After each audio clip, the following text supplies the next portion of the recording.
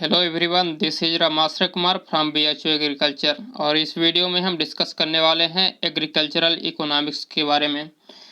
आप सभी जानते होंगे इकोनॉमिक्स यानी जिसमें हम पैसा रुपए धन दौलत के बारे में स्टडी करते हैं। तो मेनली आपको यहाँ हम एग्जाम के दृष्टि से बताएंगे कि आपके लिए क्या इम्पोर्टेंस है एग्रीकल्चरल इकोनॉमिक्स में।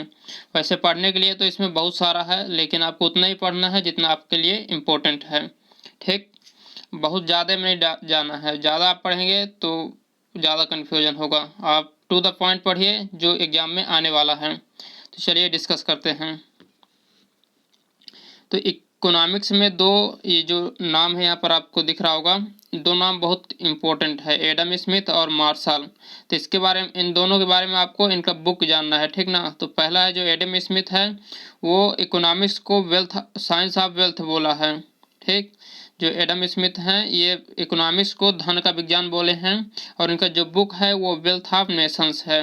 ठीक, और जो मार्शल हैं, मार्शल का जो बुक है वो प्रिंसिपल्स ऑफ इकोनॉमिक्स है। दोनों के बारे में इतना ही जानना है, इससे ज़्यादा आपको नहीं जानना है। फिर आगे है फैक्टर्स ऑफ प्रोडक्शन, मतलब कि उत्पादन के क्या क्या उपादान हैं, यानी कि फैक्टर्स ऑफ प्रोडक्शन। तो इसमें सिंपली यही पूछा जाता है कि कौन सा फैक्टर्स ऑफ प्रोडक्शन है और कौन सा नहीं है। तो जो आपको यहाँ पर 5 ठो दिख रहा है, तो ये पांचों का आपको नाम याद रखना है, बस इससे ज़्यादा कुछ नहीं सोचना है। तो लैंड है, लेबर है, कैपिटल है, ऑर्गेनाइजेशन है और इंटरप्राइज है। तो इन पाँचों का नाम आपको याद रखना है। या तो आप ट्रिक बनाइए या डायरेक्टली याद रखिए, तो नाम आपको याद रखना है। ठीक, फिर इसके बाद है आप को यहाँ पर थोड़ा सा जानना है बार्टर सिस्टम के बारे में, वस्तु विनिमय प्रणाली। इसमें हम लोग क्या करते हैं कि एक वस्तु किसी को देखते हैं तो उस वस्तु के बदले वो भी हमको एक कोई दूसरा वस्तु देगा। यानी कि पुराने ज़माने में जब लोगों के पास पैसा नहीं था तो लोग मतलब कि मनी की जगह पर वस्तु देते थे। या अगर किसी से हम कुछ काम करवाना है या किसी से कुछ हमको लेना है तो हम उसको जो उसको आवश्यकता है तो उसको देंगे, और वो जो हमें आवश्यकता है वो हमको देगा। तो इस वाले सिस्टम को वस्तु विनिमय प्रणाली कहते हैं, यानी कि वार्टर सिस्टम कहते हैं। तो ये डायरेक्टली डिफिनीशन पूछा जा सकता है कि मतलब ये वार्टर सिस्टम क्या है। तो यानी कि जो वस्तु के बदले वस्तु मिले तो उसको हम लोग वार्टर सिस्टम बोलेंगे। ठीक, फिर ये क्वेश्चन पूछा गया है कि 1 रुपये का नोट कौन छापता है, 5 रुपये का नोट कौन छापता है। तो सिंपली 1 रुपये का नोट भारत सरकार या वित्त मंत्रालय इसको कहिए, मिनिस्ट्री ऑफ फाइनेंस। और 5 रुपये का जो नोट है वो रिजर्व बैंक ऑफ इंडिया, ये दोनों छापते हैं। फिर जो इकोनॉमिक्स में मेनली क्वेश्चन पूछा जाता है वो बैंक से क्वेश्चन पूछा जाता है। तो जितने भी बैंक के बारे में हम आपको यहाँ बताएंगे उतना आप एकदम अच्छे से रट लीजिएगा, ठीक ना। समझना नहीं है, रटना है। तो चलिए, पहला है कि जो 19 जुलाई 1969 है, यानी कि 19 जुलाई 1969 में 14 बैंकों का राष्ट्रीयकरण हुआ था, यानी कि नेशनलाइजेशन ऑफ बैंक हुआ था 14। तो ये सिंपली पूछा जाता है कि पहली बार बैंकों का नेशनलाइजेशन कब हुआ। तो यही 19 जुलाई 1969 में हुआ था। कितने बैंकों को हुआ था, तो 14 बैंकों का हुआ था। तो ये बातें इसमें ध्यान दीजिएगा। फिर दूसरी बार कब हुआ था, तो ये 15 अप्रैल 1980 में हुआ था, और यहाँ पर 6 बैंकों का राष्ट्रीयकरण किया गया था। ठीक, फिर उसके बाद है एसबीआई। एसबीआई नहीं कि स्टेट बैंक ऑफ इंडिया, इसकी स्थापना 1 जुलाई 1955 में हुआ था, और इसका हेडक्वार्टर मुंबई में है।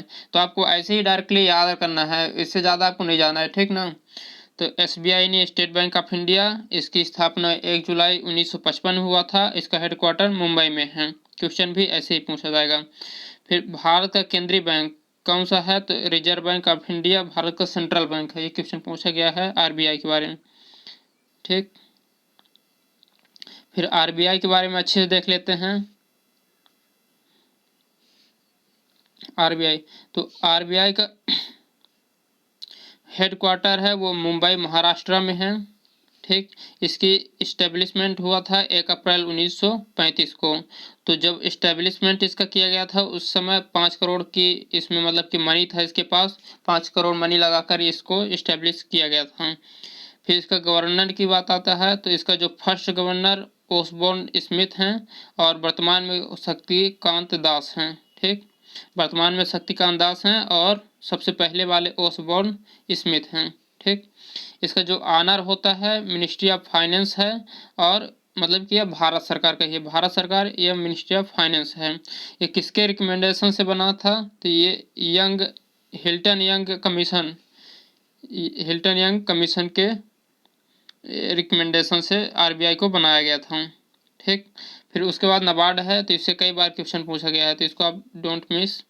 तो इसको नाबार्ड के बारे में, तो नाबार्ड के जब स्थापना किया गया था वो 100 करोड़ की लागत से किया गया था और इसका जो फुल फॉर्म है national bank for agriculture and rural development है। तो कभी कभी नाबार्ड न देकर फुल फॉर्म भी पूछ देता है, national bank for agriculture and rural development.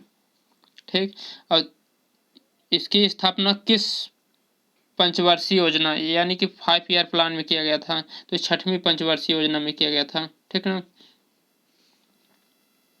उसके बाद इसका जो फाउंडेशन है ये 12 जुलाई 1982, सबसे ज़्यादा बार क्वेश्चन यही पूछा गया है, तो इसको आप लोग 3-4 स्टार बना लीजिएगा कि नाबार्ड की स्थापना 12 जुलाई 1982 को किया गया था और इसका जो हेड क्वार्टर है वो मुंबई महाराष्ट्र में है। एसबीआई का भी मुंबई महाराष्ट्र में है, आरबीआई का भी मुंबई महाराष्ट्र में है और नाबार्ड का भी जो हेड क्वार्टर है वो मुंबई महाराष्ट्र में है। जो इसका ऑनर्स है, ऑनर यानी मालिक जो होता है ये भी मिनिस्ट्री ऑफ फाइनेंस होता है यानी कि भारत सरकार होता है। और एग्रीकल्चर के क्षेत्र में एक एपेक्स बॉडी होता है यानी कि मतलब कि सब जो लोन प्रोवाइड करने वाला एपेक्स बॉडी होता है एग्रीकल्चर के क्षेत्र में, तो ये नाबार्ड होता है। और ये किसके रिकमेंडेशन से बना था? तो ये बी शिवरामन कमेटी के रिकमेंडेशन से बना था।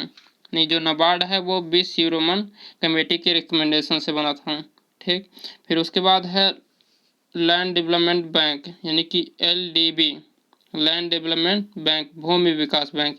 तो ये क्या काम करता है? तो ये किसानों को लोन देने का काम करता है। और किस प्रकार का लोन देता है? तो ये लॉन्ग टर्म लोन देता है। ठीक ना। जो एलडीबी है यानी कि लैंड डेवलपमेंट बैंक है, ये किसानों को लॉन्ग टर्म लोन देता है, दीर्घकालीन ऋण प्रदान करता है। फिर उसके बाद है कृषि ऋण यानी कि लोन। तो ये कितने कितने प्रकार का होता है? तो पहला है शॉर्ट टर्म लोन यानी कि अल्पकालीन लोन। तो ये होता है 1 से 1.5 साल का, यानी कि 1 वर्ष से 1.5 वर्ष के लिए यानी कि 1 to 1.5 ईयर्स के लिए दिया जाता है। यानी कि ये मेनली किस के लिए दिया जाता है? तो बीज के लिए दिया जाता है, उर्वरक के लिए दिया जाता है, खाद के लिए दिया जाता है। और इसको हम लोग जैसे कि फसल लगा रहे हैं तो उस समय जैसे कि ये खरीफ का सीजन अभी चल रहा है, तो आप हमको धान की बुवाई करना है तो बीज खरीदने के लिए हमारे पास पैसा नहीं है, तो जो हम लोन लेंगे बीज खरीदने के लिए वो शॉर्ट टर्म लोन होगा। और इसका रिपे कब करेंगे? जब हम धान कटाई कर लेंगे और धान कटाई कर लेंगे और उसको बेच कर इसका रिपे कर देंगे। तो ये 1 से 1.5 साल के लिए होता है। फिर उसके बाद है मीडियम टर्म लोन, ये मतलब कि 1.5 से 5 साल तक होता है, 1.5 to 5 ईयर्स के लिए होता है। ये किसके लिए दिया जाता है? पशु खरीदने के लिए, कृषि यंत्र खरीदने के लिए, औजार खरीदने के लिए या खेती में लघु सुधार करने के लिए। जैसे कि जहाँ बैलों से जुताई होता है, अब किसी के पास एक बैल है एक बैल नहीं है तो बैल खरीदेगा, उसके पास पैसा भी नहीं है, तो वो जो लोन लेगा बैंक से तो वो होगा मीडियम टर्म लोन। और ये 1.5 साल से 5 साल तक में उसको रिपे करेगा, चुकाएगा। ठीक, या खेती में लघु सुधार करने, अगर थोड़ा बहुत सुधार कराना है खेती में तो जो लोन लेगा वो मीडियम टर्म लोन होगा। ठीक, फिर उसके बाद है long term loan, long term यानी दीर्घकालीन लोन। तो ये 5 to 30 ईयर्स के लिए होता है। ठीक ना। अब यहाँ पर एक ध्यान देना है कि यदि खेती में आप लघु सुधार के लिए लोन लेंगे, यदि खेती में आप लघु सुधार के लिए लोन लेंगे तो वो होगा मीडियम टर्म लोन। और यदि खेती में स्थायी सुधार यानी कि आपको बहुत अच्छा सुधार कराना है, मान लीजिए ऊबड़ खाबड़ है तो उसको एकदम समतल बनवाना है, या आपको अच्छी से खेत बनाना है, आपका गड़बड़ है तो अच्छी से खेत बनाना है, तो उसके लिए आप जो लोन लेंगे वो लॉन्ग टर्म होगा। ये थोड़ा बहुत सुधार कराना है यानी कि केवल लेबलिंग वगैरह करा देना है या थोड़ा बहुत सुधार कराना है तो वो मीडियम टर्म लोन होगा। तो ये में भी एक क्वेश्चन पूछा जा सकता है, तो दोनों में डिफरेंस आप देख लीजिएगा। फिर यदि आपको ट्यूबवेल लगवाना है या ट्रैक्टर खरीदना है या पुराना ऋण चुकाना है, तो ये जो इनके लिए जो लोन लेंगे आप तो वो लॉन्ग टर्म लोन होगा। लॉन्ग टर्म लोन इसलिए होगा कि इनके लिए आप ज़्यादा पैसा लेंगे तो इनके रिपे करने के लिए आपको ज़्यादा टाइम लगेगा ना कमाने के लिए, तब ना इसको रिपे कर पाएंगे। जैसे ट्रैक्टर 7-8 लाख रुपए का आता है तो 7-8 लाख रुपए कमाने के लिए आपको ज़्यादा टाइम लगेगा, तो ये लॉन्ग टर्म लोन होगा। 5 to 30 ईयर्स के बाद इसको आप रिपे कर सकते हैं। ठीक, इसमें जरूरी नहीं है कि मतलब 5 ईयर या 30 ईयर में आप करिए, मतलब 5 साल से ऊपर हो तब आप चुका सकते हैं, और जो मैक्सिमम लिमिट है वो 30 ईयर्स तक आप चुका सकते हैं। 30 ईयर्स के बाद फिर वो लोग आपके ऊपर एक्शन ले सकते हैं। तो जो ये लॉन्ग टर्म लोन होता है ये कमर्शियल बैंक और यही जो LDB है, लैंड डेवलपमेंट बैंक, उसके द्वारा ये प्रोवाइड किया जाता है। ठीक,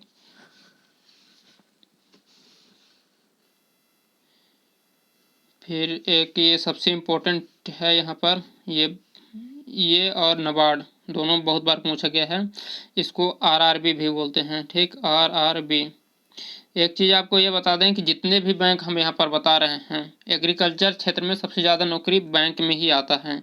आपका नाबार्ड है, RRB है या SBI वगैरह हैं, जितने भी बैंक हैं तो वहाँ पर एक वैकेंसी होता है एग्रीकल्चरल ऑफिसर की, तो हर वर्ष वो वैकेंसी आता है। तो जो BSc ग्रेजुएट होते हैं, BSc एग्रीकल्चर, तो केवल उन्हीं को मिलता है, तो इसमें अच्छा चांस रहता है जाने का।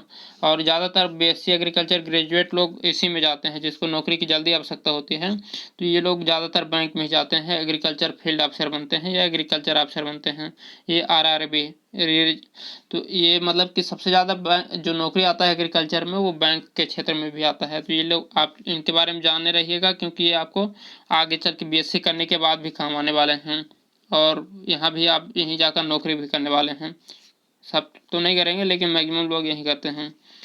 ठीक, तो ये रीजनल रूरल बैंक है, क्षेत्रीय ग्रामीण बैंक है। तो इसमें सिंपली ये पूछा जाता है कि मतलब किसकी स्थापना कब हुआ था, तो 1975 में हुआ था। और जो पहली बार मतलब कि इस 5 ठो मतलब कि RRB बनाया गया था, 5 ठो जगह में बनाया गया था।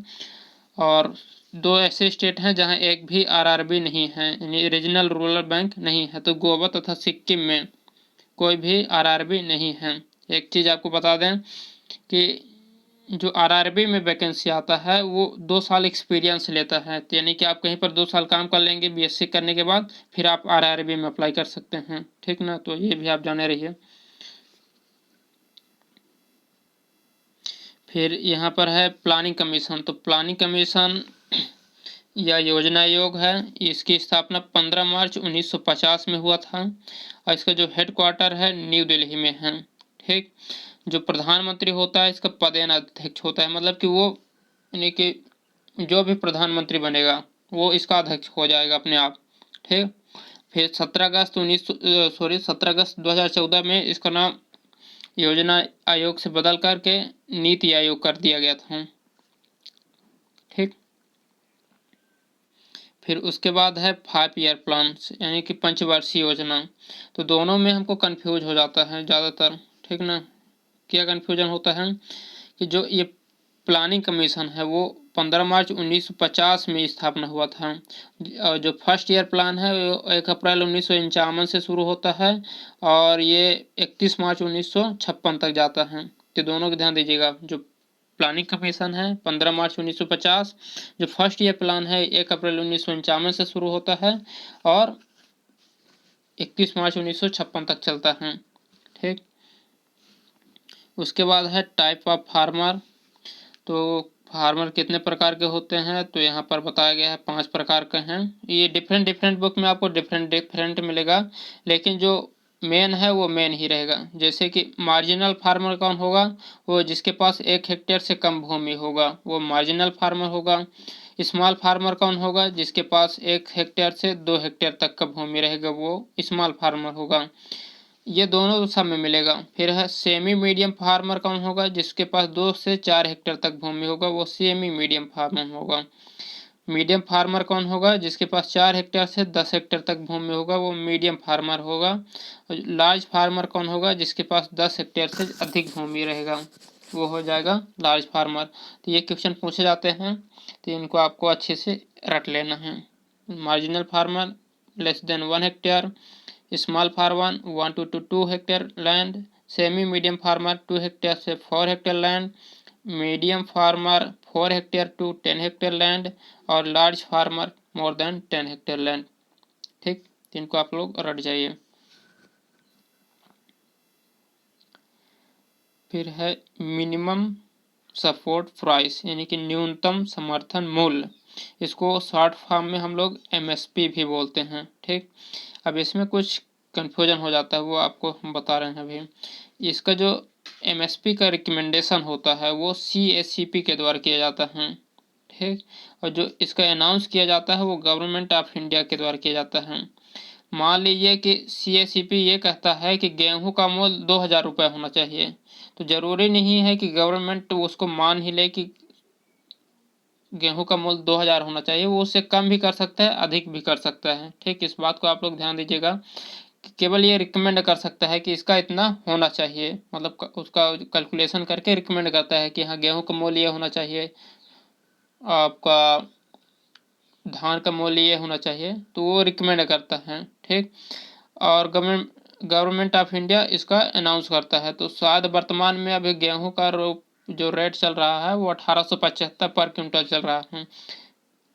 ठीक, तो ये सीएससीपी के द्वारा रिकमेंड किया जाता है एमएसपी, और गवर्नमेंट ऑफ इंडिया के द्वारा इसको लागू किया जाता है। ठीक, अब ये बिफोर सोइंग ऑफ क्रॉप्स, ये क्रॉप बोने के पहले ही लागू किया जाता है। ठीक, और ये बात आपको ध्यान देना है कि जो एमएसपी है वो केवल खरीफ सीजन के क्रॉप और रबी सीजन के क्रॉप के लिए ही लागू होता है। जायद के लिए कोई मतलब कि एमएसपी नहीं होता है। मेनली जायद में हम लोग वेजिटेबल्स उगाते हैं, तो इनके लिए वेजिटेबल्स के लिए कोई एमएसपी नहीं है। ठीक, फिर आगे है प्रोक्योरमेंट प्राइस। तो ये भी सेम उसी तरह है कि रिकमेंड किया जाता है सीएससीपी के द्वारा और अनाउंस किया जाता है गवर्नमेंट ऑफ इंडिया के द्वारा। लेकिन इसमें एक बात ये है कि before harvest of the crops, यानी कि क्रॉप के बुवाई के सॉरी क्रॉप के कटाई के पहले ये मतलब अनाउंस किया जाता है। After sowing and before harvesting ये अनाउंस किया जाता है पीपी। ठीक,